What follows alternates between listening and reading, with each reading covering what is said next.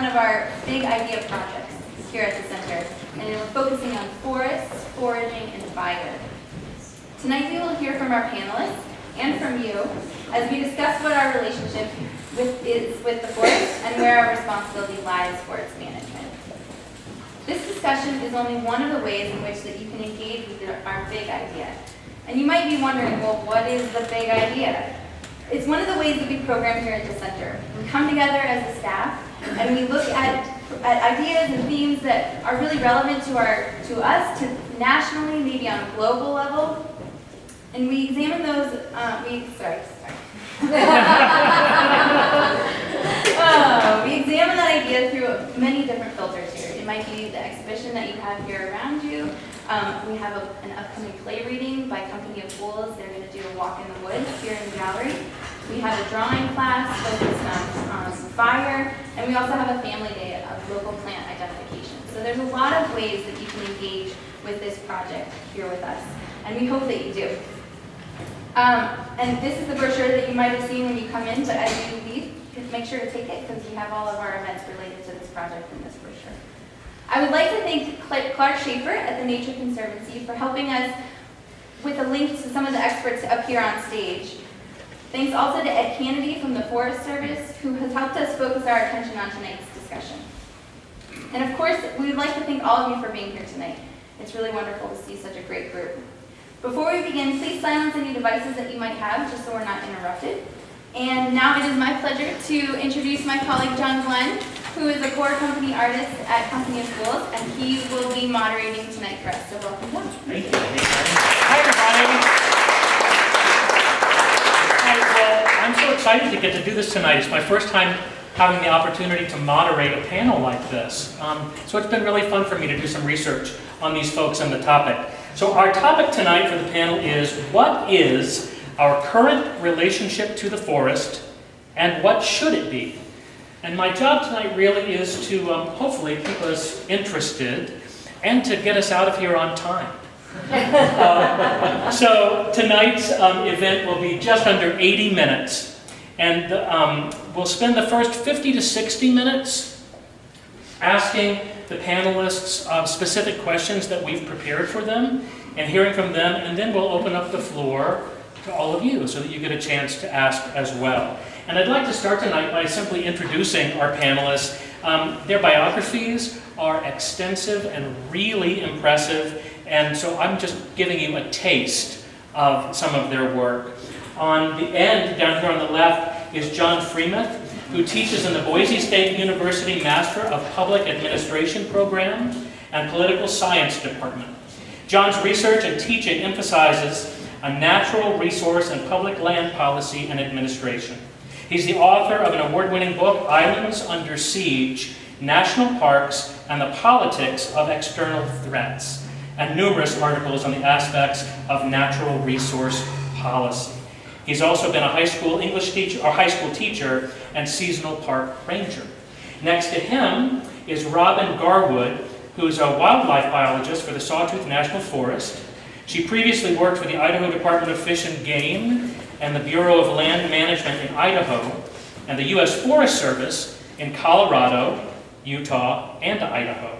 She holds a BS degree in Wildlife and Fisheries Science from the University of Tennessee, my home state, and an MS in Raptor Biology from Boise State University. Next to Robin is Ryan Haugo. He is with the Nature Conservancy Forest Ecologist, is the Nature Conservancy's Forest Ecologist for Eastern Washington and Northern Idaho. Did I come close? Ecologist. Ecologist. Well, what did I say? Ecologist. Ecologist. So it's good that this is the part where I talk and then I'm done. The ecologist for Eastern Washington and Northern Idaho. Thank you, Ryan. He focuses on helping diverse stakeholder groups resolve resource management conflicts and develop long-term approaches to forest restoration. And after starting his career in environmental education, Ryan earned a Master's of Science and PhD from the University of Washington, and also served as a plant ecologist with the Washington National Natural Heritage Program. Based in Yakima, Washington, Ryan spends his free time traveling across the Pacific Northwest, hiking, biking, and camping with his wife and 2 young daughters. He would fit in very well here. And then next to me is David New, who's a graduate of Purdue and began his forestry career in New Zealand, working for Fletcher Challenge, a company with forest products, construction, and energy interests throughout the world. He's had extensive plantation management experience in New Zealand, Chile, Australia, and Malaysia. He served as the Vice President of Timberland Resources for Boise Cascade Corporation, managing over 2.5 million acres of forest land in 6 states and southern Brazil. He's currently President of Growing Excellence Incorporated, a small forestry and business improvement consulting company. He's an active member of the Society of American Foresters and serves as a board member on the Mountain State Legal Foundation, Ecosystems Management Research Institute, and advisor to the boards of several New Zealand companies. Please join us in welcoming all of our panelists.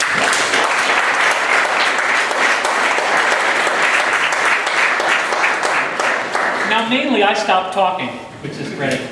So I'd like to start tonight by actually asking each of the panelists the same question, to take 3 to 5 minutes to share with us their answers to the following. In your opinion, what is the current relationship humans have with the forest?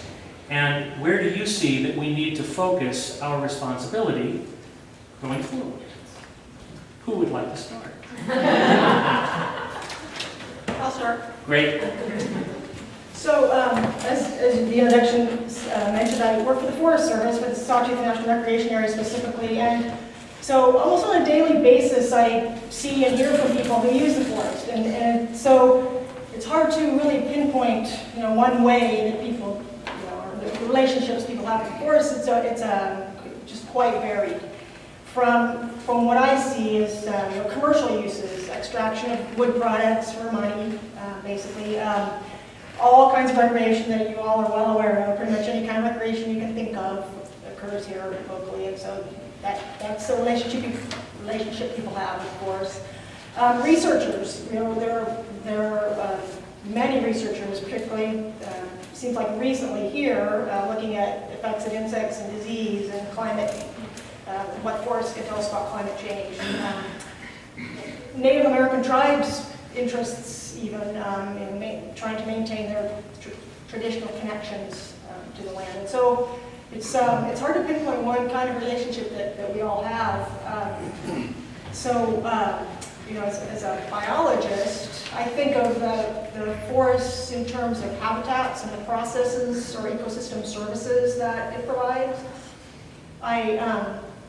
In my job, I see a lot of the pressures that occur to the forest from all the uses that I mentioned and among others that I didn't mention.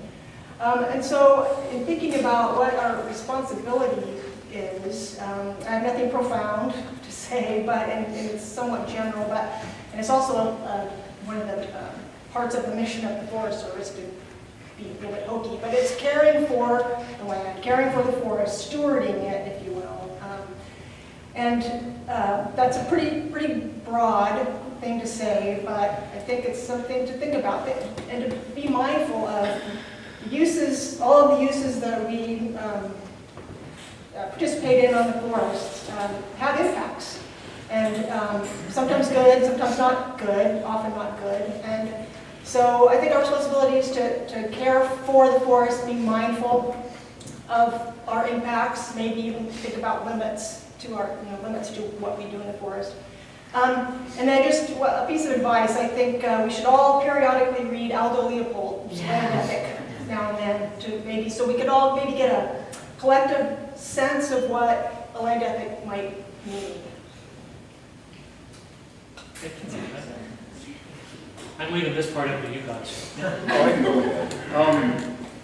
So I wrote something once about ecosystem management, and I talked about the difficulties of implementing it because there were 2 competing worldviews, and they're still there, about our public lands and our forests. One, and it's kind of simplistic, is we look at them as tree farms.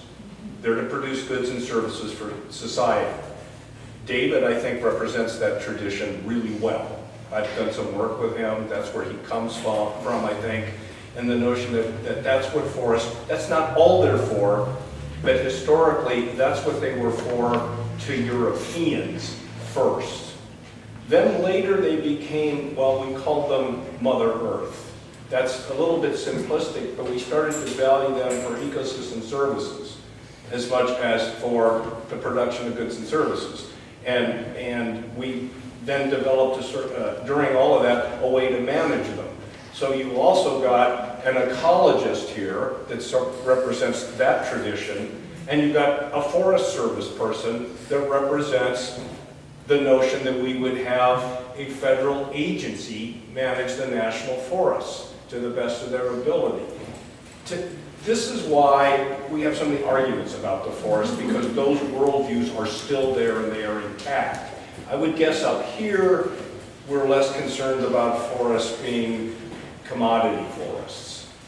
We're more interested in being recreation forests, probably, but I obviously couldn't speak to everyone's opinion there. To me, the answer is, isn't one, but I am, and I'm sure these panels are very involved or heard of all of these collaborative efforts to try to seek agreement on pieces of land. And Idaho's a leading state in that. We have 5 or 6 at various stages of success forest collaboratives. The Clearwater maybe is the one that's gotten the most attention. We've got not forests, but the Oahe Initiative led to another collaborative. Mike Crapo helped sponsor the Oahe Canyonlands. That seems to be where we're going. We don't trust the agency anymore, even though they're fine people in it to tell us what to do. And we don't trust Congress anymore, too much, because they can't make a decision about what day it is anymore. So these collaborative things are the most intriguing path forward to figure out if we can come together about what we want a forest to be. Can we get some timber out? Can we protect the water? Can we get some wilderness? They're painful though. Well, I think I'll build on that. So for the past 3-4 years with the Nature Conservancy, I've had the honor to work with one of these groups, the Clearwater Basin Collaborative. It's a group of business, conservation, government, tribal leaders that have come together to try and solve some of these long-running conflicts over land management.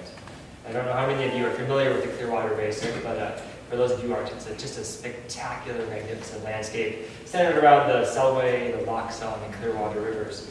But it's also had tremendous conflict over the topic we're discussing here today, what our relationship should be with the forest. And after decades of conflict, some of these leaders have come together and decided that this butting heads isn't working. We need to get to a point where we bring the loggers and the environmentalists, the county commissioners and the tribal governments, and the ORV riders and the wilderness advocates together at the same table, talking face to face, forming relationships to solve these conflicts.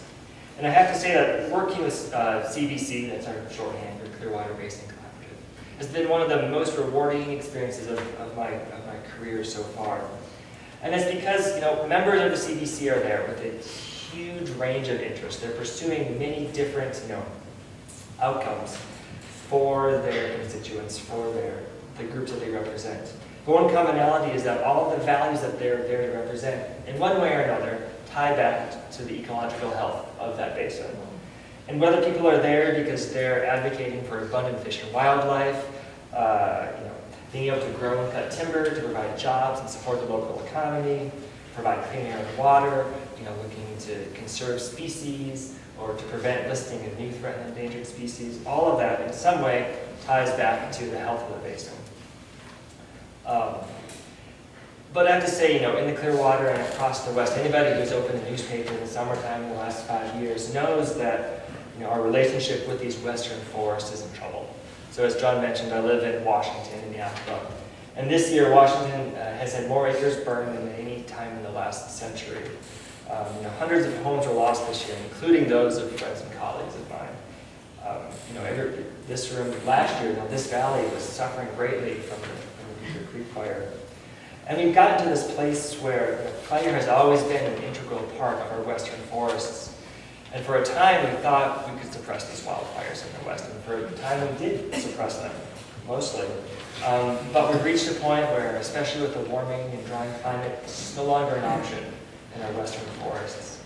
And that these fires, which were and are a natural part of our forests, they're starting to, they're threatening the resources and the values for which we depend upon these forests.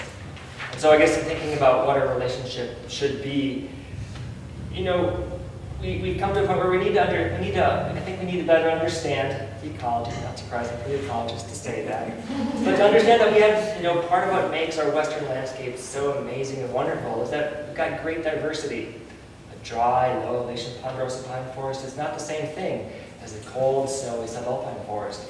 We need to understand how these natural building blocks of our landscapes fit together, and to figure out, what building blocks we have in various landscapes and what it is that those forests can provide to us. It's not the same thing in every place. And then we need to look at how do we restore the inherent and natural patterns and processes of our forests. Using all of the tools in our toolbox, mechanical thinning and harvesting, controlled burning, wildfire, all of those tools play a role in restoring our landscapes. And that where we use which tool depends upon context. Public forests that have traditionally supported timber economies, rural communities, we need to continue using tools, thinning and harvesting, to restore those forests and support the communities. In other areas, we need to do as we are in many parts of the state, using managed wildfire to restore our landscapes. And finally, I think thinking more about the fire thing, we need to think deeply about how it is that our society does with fire. Where we build our homes, what they're made out of, from there all the way up to how our government, how do we fund both fire suppression and our restoration efforts. So it's a big question that goes from local all the way up to national levels. Thank you. Well, firstly, thank you for the opportunity to be here this evening. I had no idea of the center and the incredible work that it's doing about bringing these basically some of these themes that are societal opportunities and issues forward through the arts. And actually, the first question was the one I was going to choose. And I guess just to share a little bit of history, most of my working career has been spent outside the United States. In fact, I would say when I was a boy growing up on a farm in central Indiana, I left in 1973 to go offshore to work, and I didn't, although I come back to visit family and things during that period. In 1997, when I came back to work, I wasn't here very long, and John, I think he's heard me say this before, I wondered what planet I got off of. I thought, what happened? And I sit on a legal foundation, and so I see at the forefront a lot of the litigation gridlock that has consumed our federal public forests. And it saddens me, it's tragic. And my older son is a child psychiatrist, so he's in Sydney, Australia, and so I have to Skype, but we periodically have these long discussions. And they're actually a lot about social anthropology, and particularly looking about the fact that, it's only the last, man's been here about 55,000 years, and it's only the last 150 that we disengaged ourselves from our forests. We disengaged ourselves from our agricultural base. I have a client I work with today, which is the White Mountain Apache tribe. Those people are still very connected to the land. They understand about making sure that when we talk about being good stewards, and we talk about being good citizens, and we talk about actually making responsible decisions to actually support where our Congress and our local community wants to go, you go down and ask any of those tribal members, and they'll tell you they always look at it from the standpoint of the environment, the community, and economic. They live it every day, and we lost it. Our engagement is incidental. It's spasmodic. It's when we go out to recreate, or we have time, or we see it in the media, or it's something on the internet. Oh, it's time to engage. We've lost our connection with understanding how to look at the ecosystem as a whole, and the fact that it's, as these good folks know even better than I do, it's dynamic. It's dynamic. It's ever-changing, and we have to accept that just as we do our own maturation. And so our involvement actually in the forest has to change.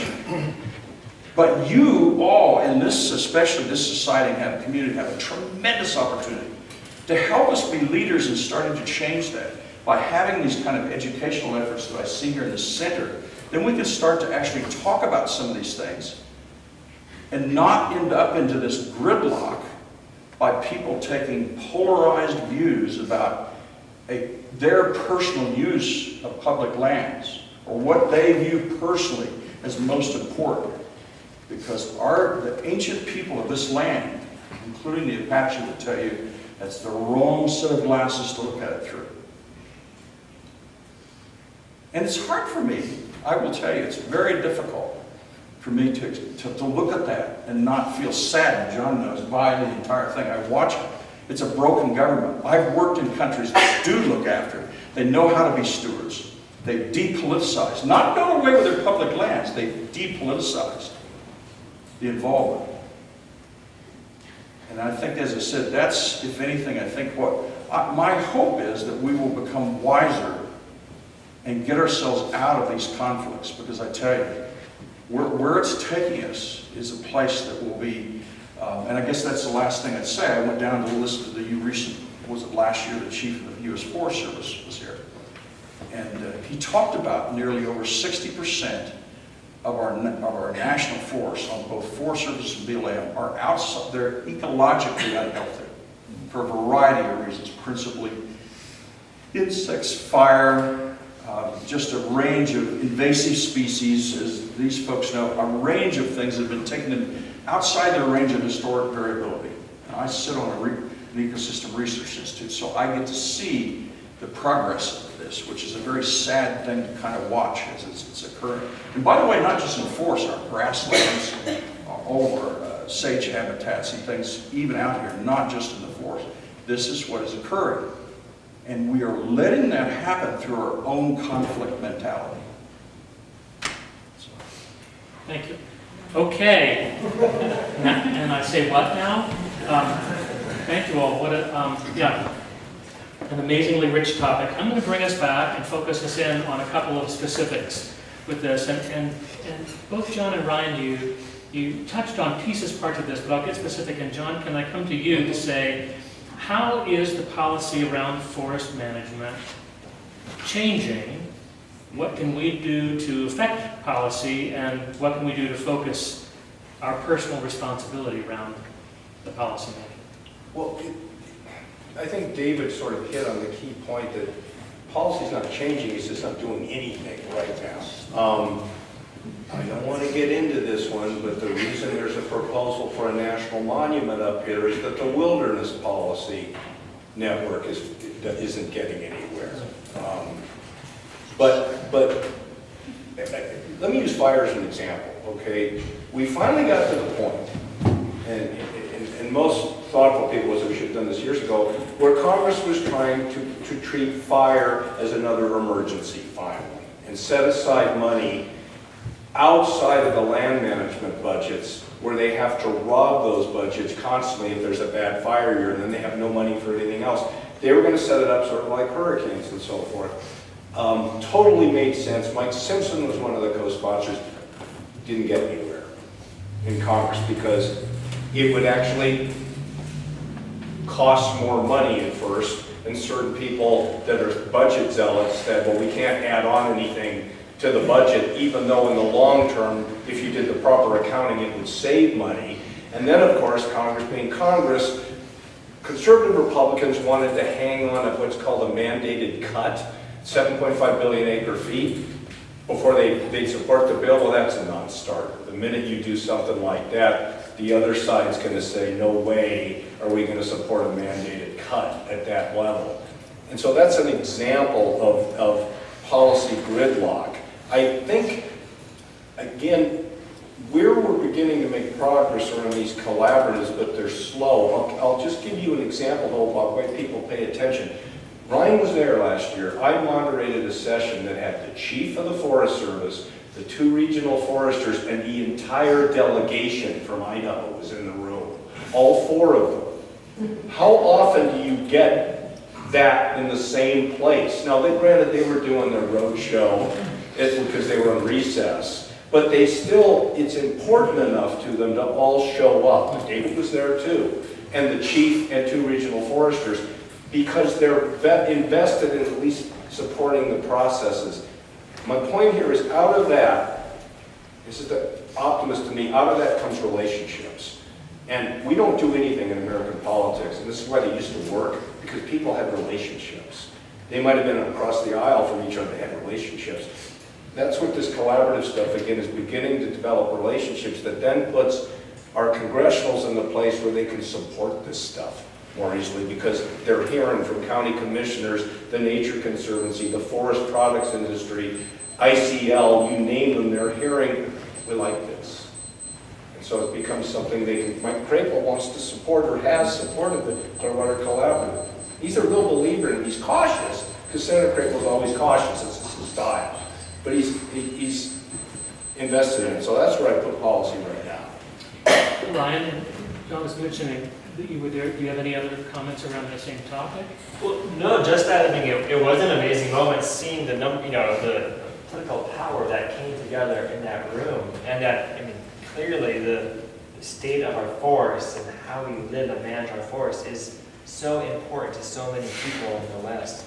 And I just wanted to build on the comments of it is all about relationships. I absolutely agree, and I think it's amazing. I think back to when I was in college 10, 15 years ago, and the fact that some of my best colleagues and good friends now are forest products industry. I never would have guessed that, but that's where we're at. And I mean, I think the collaboratives are very slow, and it's frustrating sometimes. But it's grassroots. It's building those types of relationships, stepping across boundaries that may have once separated us.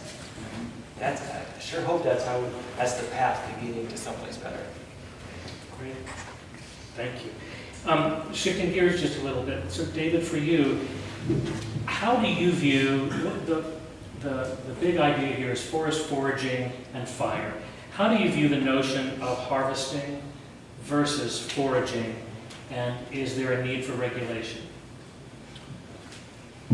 Well, foraging, I think, has been part of what's happened in forest communities ever since man's been here. So there is, to some extent, with it, I would call these, whether we're talking about gathering berries or mushrooms, firewood, people, there's a diverse medicinal plants, again, with the Native Americans.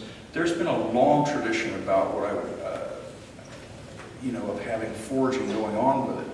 I think there's no question when you look at harvest, we have both with our federal lands as well as our state lands, and even in private lands that are under, in Idaho here, the Idaho Forest Practices Act, we have quite rigorous regulations that really govern about what we can and cannot do relative to protecting the soil, the water, the air, reforesting.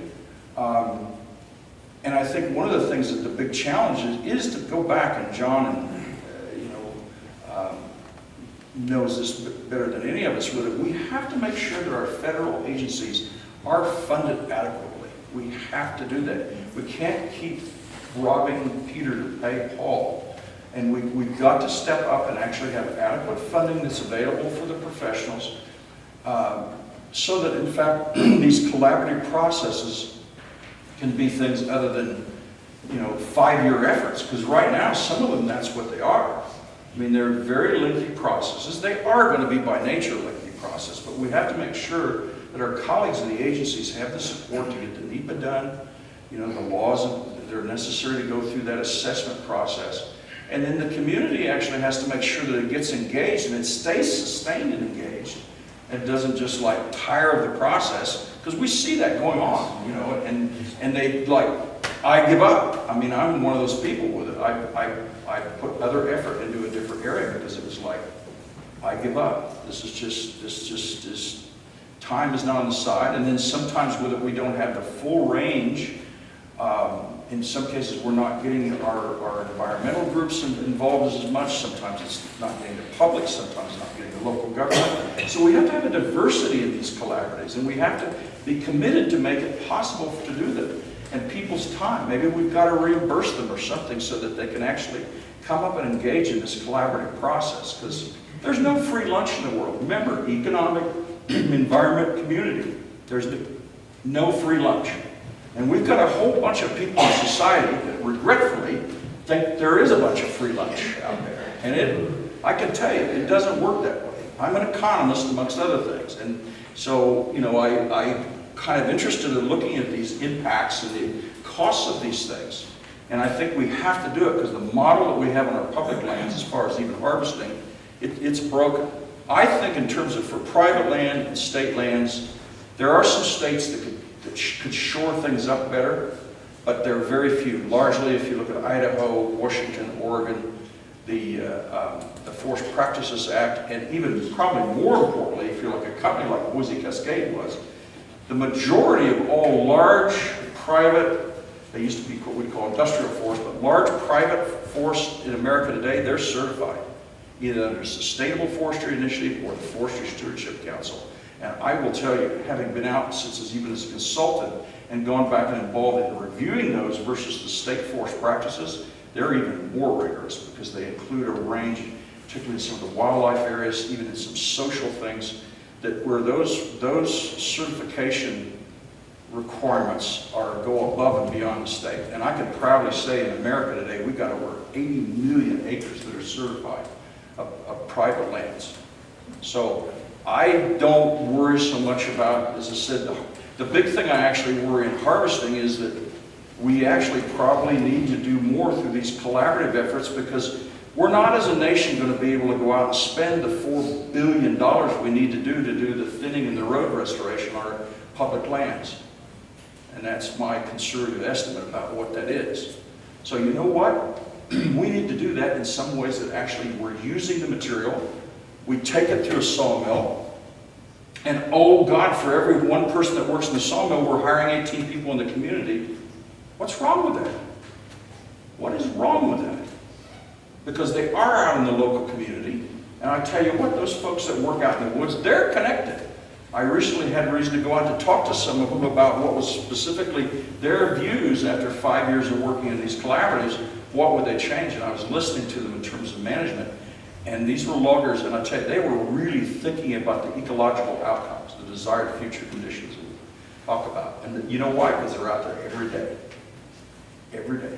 So one of the things that's fascinating to me is this connects into policy as well that we're talking about. And one of the ideas that we're interested in this large project is harvesting versus the foraging.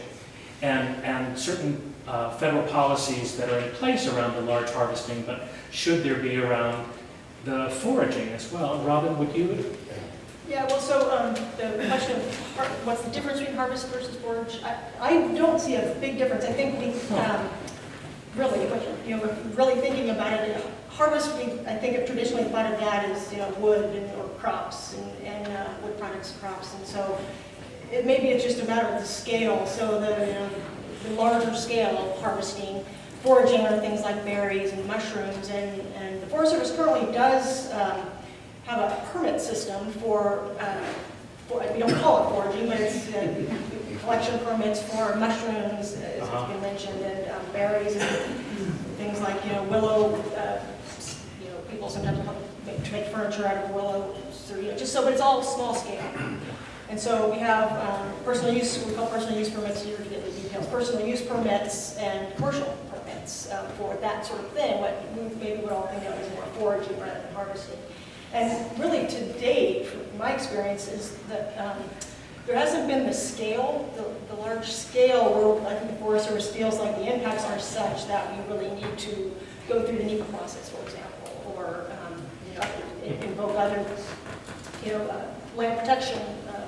But periodically, with fires and such, we'll get mushroom increases, and then we do get a lot of calls from people that want to go gather. And so there have been a few times during the last decade, particularly because of the fires, where they've had discussions internally about, okay, do we need to step back and look at this at a broader scale, because this foraging, so to speak, is starting to get at a larger scale.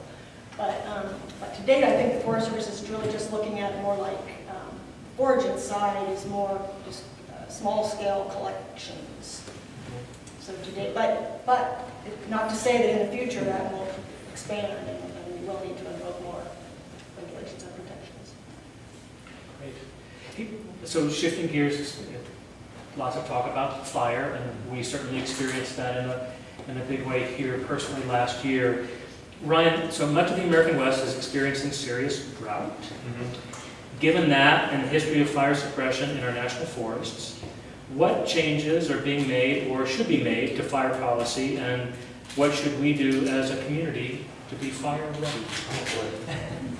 Loaded question. Loaded question. Well, as you say, I mean, it's really difficult that for many decades our forest landscapes have moved in one direction. They've not had fire. They've moved to trees and forest conditions that are less resilient, less conducive to fire. While at the same time, our climate has warmed and dried. Conditions that are going to bring more fire in our landscape. And so, big scale. That's why we talk about restoration as being critical. Looking across big scales, broad landscapes. What are the changes we need to make so that the fires that we know are going to burn, can play a beneficial and a helpful role in our forest versus being playing a devastating role. And a large part of that is thinking about how we shape our communities, how we live.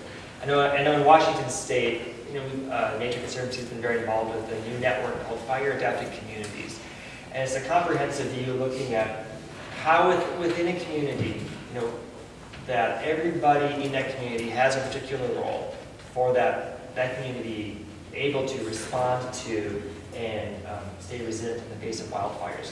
From community leaders to emergency responders to just residents, what is the role that everybody has to play before, during, and after a wildfire to protect life, protect the values that we have to allow that community to persist.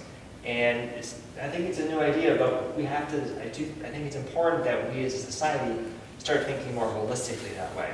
Not only how do we think ecology, think about restoring our forests, but how do we, change our communities? What role does each of us have in helping our communities in which we live to be ready and resilient to fire? This is great. John, I said you're shaking your head. Do you have thoughts on it? Well, I mean, the only thing I was going to add is Ryan speaking to probably what we're learning through the science lens, but one of the issues is the fire bureaucracy is a big, big ship to turn, and they're very conservative, and they're very still oriented on suppression. And they're trying, and there are good people in there, but they just went through this process of developing what was called the cohesive strategy. What a cluster. And there were too many chiefs, and lots of egos, and it's just, I used to be the senior fellow at the Andrews Center for Public Policy.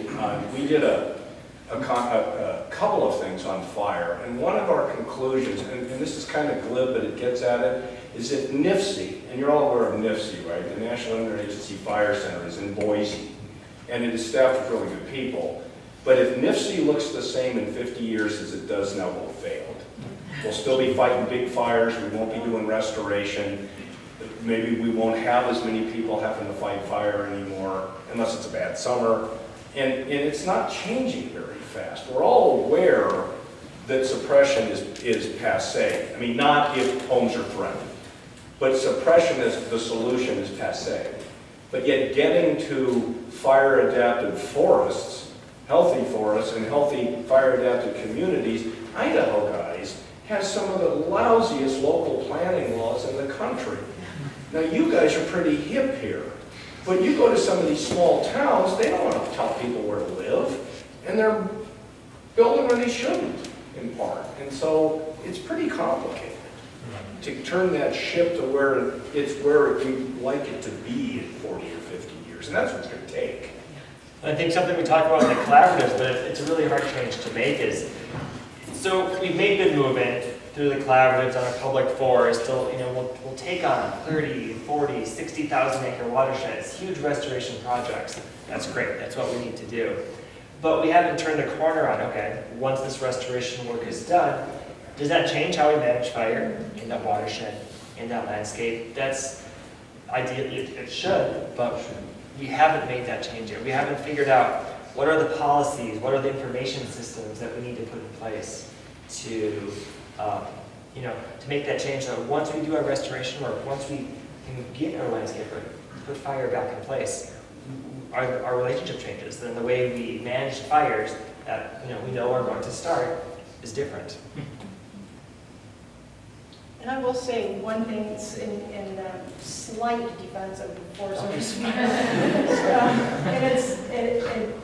it has to do with really not being in a position to win either way. So often the Forest Service will be blamed for waiting too long. So a community will burn, but the fire took weeks for the fire to get there, and because the Forest Service was we manage every fire. It's what we call it. Whether or not we actively really hit it hard, we're monitoring it, or we're doing something, we're managing it. But if we are managing it to the point where we're basically letting it sort of take its course, and then all of a sudden there's weather change or something where it does threat the community, then often the Forest Service then is going, why didn't you put it out? And so, then when we jump on it, we'll get what John's talking about. And I see both sides as well. Congress doesn't make it easy. I mean, they'll say, we're going to let that one go for various reasons, and they're right, scientifically, in terms of forestry, but Congressman so-and-so says, I want that fought. And so they fight it, and then they spend a lot of money fighting something they probably never needed to fight in the first place. So, yeah, you can't solve Congress again. Okay, I'm going to shift a little bit here away from that. So one of the things that was attractive to us as artists and curators with this topic was the subject of forest as a place of transformation. So can I ask Robin, in what ways have you experienced the forest as a place of transformation? Yeah, so as a biologist, well, maybe not she's a biologist, but as was mentioned, forests are dynamic, right? We all know that changing all the time, and so I think of it in terms of the physical aspects, and forests are transforming, all the time. So I've been working here for 20 plus years, and what I've really seen though here recently, what has caused transformation are what we all know about: insect disease, fire, these disturbances that we've been seeing over the last 20 years. The rates of these disturbances have increased, and so that's the transformation that I think about and really experience, because that's where I work every day. And I don't find it all bad. Insects and disease, particularly the native insects and disease, have benefits to wildlife in many ways, and fire as well. And so it's finding that balance. So I was just reading a climate change document today that was talking about it's the duration, the sort of the scale and the duration of particularly some of the insect outbreaks that is different now, and probably fire is the same way. And so that's the sort of large-scale transformation that we're all experiencing that I think about when I think about transformation now. Can I ask you the same question, Dave? Yeah, it's one of these things, I guess, having grown up on a farm, but probably for me, the personal transformation that I think is an opportunity for all of you, and I'll share just a little brief story. So when I went to New Zealand, the company I worked for really didn't care how many degrees you had. You had to go through this rigorous probationary internship, and you were assigned a mentor. And my mentor, fortunately, turned out to be a very interesting gentleman. I mean, I was 22 at the time, and he was 62. And he had 3 doctorates. He actually had in France and here in the United States. He was a soil scientist, a microbiologist, and also he had gotten a degree in human sociology. And I always remember one of the first days we were going out, because he was actually, I was assigned because he was going to teach me something about soils and tree nutrition and things. And so we're going out, and he'd always ask these questions. What is this tree doing? Why does it look like that? Or it's growing that way? Well, I don't know, Harry. You're the expert. You tell me. No, I want you to assign me this task. And so I'd come back a month later with my textbooks, with it. I always remember when we got almost to where I was supposed to explain to him what I thought was going on, he said, "Oh, so you studied this and soils with it," and he threw them out the window. Literally threw them out the window. I was rather shocked by this behavior, but we actually spent many sessions over the next 7 years sitting down in the ground underneath trees, looking at actually what was going on in both the interconnectivity and the physiology between those trees and the symbiotic microflora or things going on in the ground, and actually in the larger ecosystem to actually understand what was happening in terms of really at an acre level and at a watershed level. And I will thank him for the rest of my life. There's a great book, by the way. How many here have ever read The Power of One? You ever heard of the book? Great book. PK, the story about PK and his teacher. Well, I had that benefit. And it transformed me because whenever I walk in the woods, I don't just see the fire, I don't just see a cut tree, I don't just see somebody building road. I sit down and think about what's going on. A little bit in front of me, at the acre, and at the watershed. And that's what I hope you will try, each of you, to do.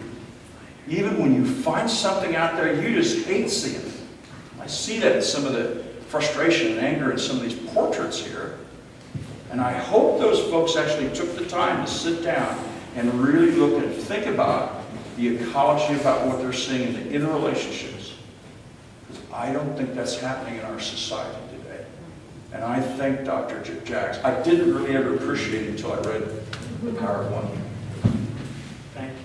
Well, this is the thing that we were excited about as program directors in putting the big idea together and in inviting each of you here because of your different perspectives and your personal commitment to those as well. So here's our final question together before we open it up to the rest of these folks. And can I start with Ryan to say, how does our relationship with the forest influence other aspects of our lives, which you touched on in your opening statement as well, and why do you feel that we cherish it so? Oh boy.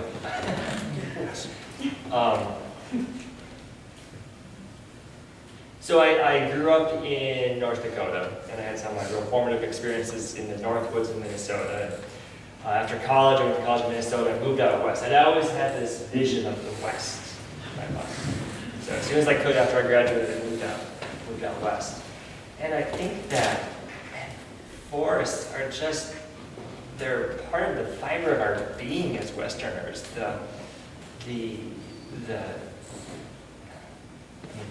They are where we recreate. They are where we gain spiritual renewal. They're where we work, thinking about harvesting and foraging. Just so many aspects of our lives intertwine with forests. They're where we get the resources that build our buildings and the paper that we write on and that they power our lives. I just see forests in so many aspects of our lives every day, and not just Westerners, but everybody in society. But I just think those of us who, we cherish these landscapes, and we live here for a reason, and so often it's because of the forests and the landscapes that they create. That's great. Robin, do you have? Yeah, so for me, the forest is an endless source of questions and discoveries, and it's basically why I do the work that I do. It's because it fascinates me, so I can speak on myself on that. But thinking about why we're all drawn to it. So you're probably familiar with the term biophilia, or the concept of biophilia. E.O. Wilson has written about it. Stephen Keller, he's a social ecologist, has written about it. And the idea that there's this inherent tendency to affiliate. Humans have this inherent tendency to affiliate with nature because we evolved in the natural world, and so we have this tendency, and it goes beyond forests, of course, but it certainly, I think, applies to forests. And I think, probably all humans have it, whether they really, act on it or manifest it. There's a lot of written, probably all aware, a lot written recently about children not spending enough time outdoors, and again, this is broader than forests, but and what that is leading to, and children that do spend time outdoors, less stress. I've seen various just less stress, you know, than at school. It's probably not arguable, but I think that there's just that inherent tendency in us. And for me personally, it's stress. It's reduced stress reduction when I'm out, you know, working or recreating. It's for sort of overall to maintain my overall sense of well-being, I guess. And I think a lot of us feel that as well. And it's hard to explain. I think the term biophilia for me kind of gets there. Yeah. That's great. John, David, either of you have a? So I was a park ranger in the Red Rock country, so no forests, okay? But it had the same effect. But what I was going to say was that let's expand it to the public lands, the parks, the BLM lands, the wildlife refuge, and the national forest. And I have a concern, but I'm happy because I think, you know, every 10 years, like cicadas, out comes this, we want the federal lands. And it's usually led by people who don't understand the Constitution and history. They demand a return to the federal lands, which the states never had, but that's a different argument. This time there was no real problem. It was just ideological stuff driven by right-wing think tanks. But what was interesting is, I think what we've seen is the public kind of likes the public lands. And they want them to stay, I mean, they'll fight, but they want them to stay public. Because of all these various experiences they've had, whether as a logger in the forest, who can have just as powerful experience out there as an environmentalist hiking, or whatever the reason. I think it's an amazing, I used to get European visitors, of course they love the Red Rock, I mean they're crazy about it, but they would say how what you did in the United States is just good. I mean, there are protected areas in Europe, certainly, but the scale of it, they just were fascinated by the whole thing. The worry is the younger generation. Okay, are they out there doing what the various things you did or I did? It's open to debate right now, and that one worries me because they won't have those transforming experiences. And so anybody that's on the environmental education side of it is doing good work, because I don't think you guys maybe realize here, because this is such an outdoor community, how that's not true everywhere. Okay, and those are the people who will protect the public lands for the next generations, not us. And so that's a pretty important deal to me. You have a thought on it? I think just that one thing we can all be passionate about is to continue to also expand the educational efforts that are going on, including of this center. It's very encouraging to me to see that they're reaching out to school children so that they can actually have that transformational moments, or that opportunity at least is provided. I mean, I've, and John knows, for not just the countries I managed in, I did a lot of work for the World Bank for a period, so I've been and looked for business opportunities in every country in Asia. So I know what we have. I mean, I understand the depth of the natural resource asset that we have. I mean, it is amazing. This country has been blessed with things which many people in the majority of the world would give anything to have. Now that means we have to be good stewards. Back to what Robin said, we have to be good stewards. Not just as land managers, but as citizens. And we have to develop that ethic. John's talked about this in some of his writings. We have to develop that ethic about supporting stewardship at every level, including with our kids. We have to teach them. I mean, my grandfather was a Scotch Quaker farmer in central Indiana. And I always remember, you know, I said, oh, Grandpa, you know, he died when I was about 12. And, you know, he said to me, I said, oh, we have these farms. He says, no, we don't have the farms. We're just stewards of them for a while. And he says, may you always leave them better than what you were given them. And we are not leaving our public lands better than what we were given them. And it's time to look in the mirror. It's time to start changing some of the things. And it's the people in this room that will make those things happen. We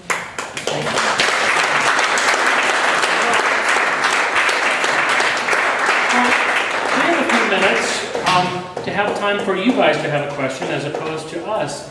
If you have a question, raise your hand. I'll call on you, and we'll get as many in as we possibly can. I start Deb first. Will you guys remind us of your names again so that we can direct directly to you as well? David. Ryan. Robin? John. Thank you. Well, Deb. I just want to ask, in a perfect world, my son, 8 years ago, he was in Paris going to school, called me at 2 in the morning because they were having this huge debate. What is so important about protecting the wilderness when we have these tubes that we can go lie down in and experience technologically what that is?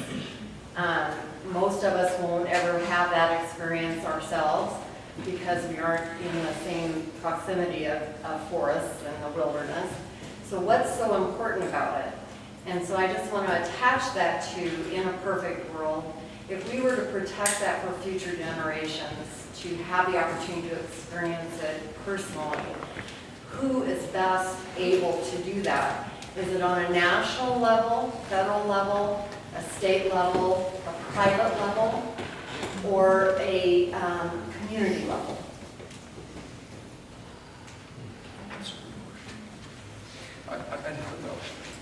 I think there is a place for all of those tenures to actually be involved in providing those benefits. I, for one thing, as you say, yes, the digital age, with all its benefits, has in some ways, and that's again what my older son we talked about a little bit, has been very destructive.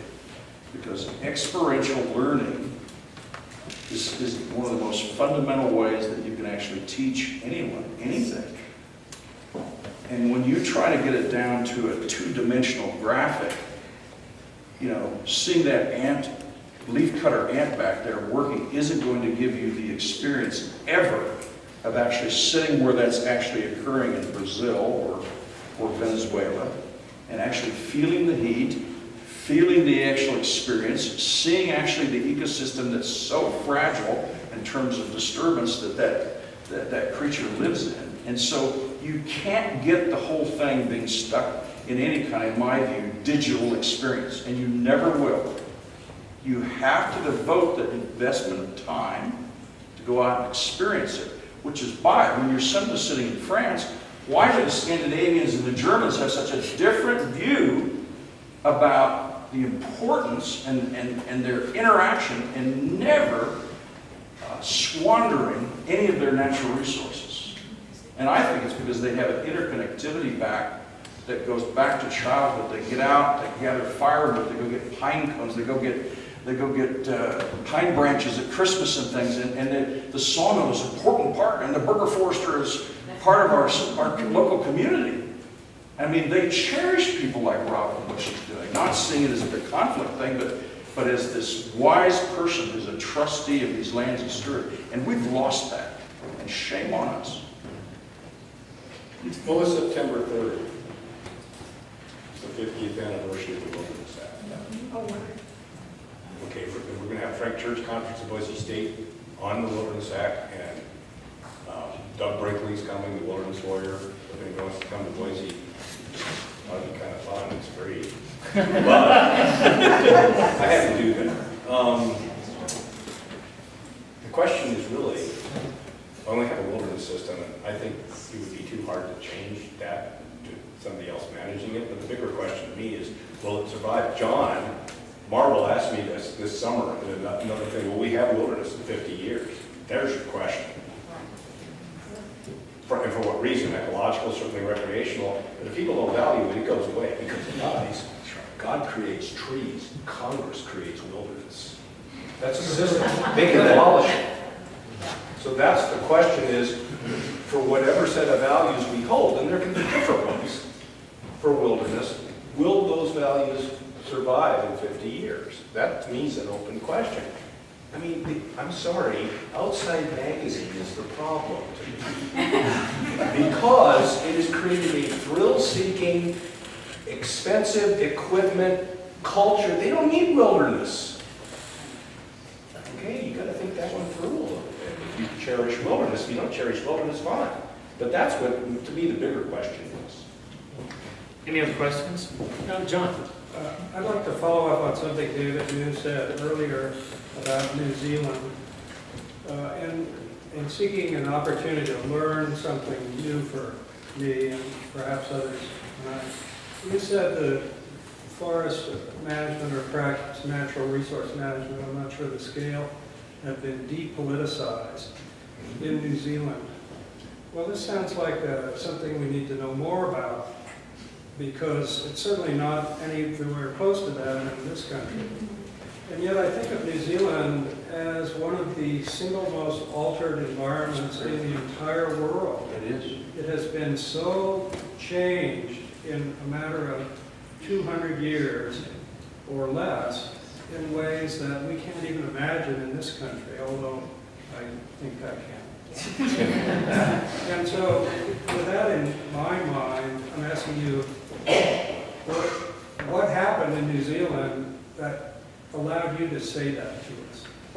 Well, I think what occurred in 1984, and actually occurred under a Labor government, was, it was driven actually by an economic concern. And also, they had looked here. They said, oh, look, we're just like the United States. We have 19 conflicting pieces of legislation by which organizations have to manage. They conflict, and so poor Robin, what is she actually able to do? Almost nothing.